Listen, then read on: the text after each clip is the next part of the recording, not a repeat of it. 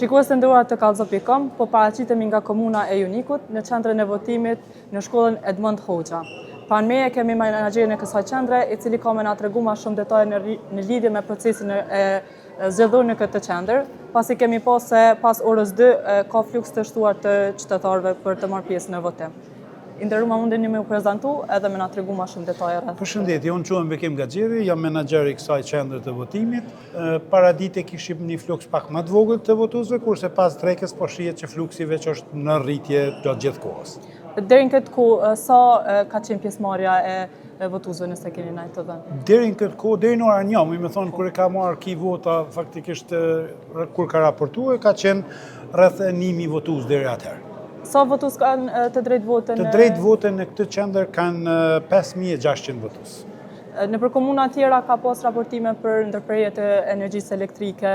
Ç'është ka qenë në komunën e Junikut kjo? Ka pas një ndërprerje të energjisë ose sa është e përgatitur në shkolla për me i përballu këtyre? Për fat mirë, deri më tani nuk kemi pas ndërprerje të energjisë elektrike, mirë po edhe nëse do të ketë ndërprerje, shkolla është e përgatitur për gjitha masat janë marrë me kohë, kështu që ne kemi gjeneratorin edhe jemi përgatitur për energji edhe nëse dështon eventual energjia.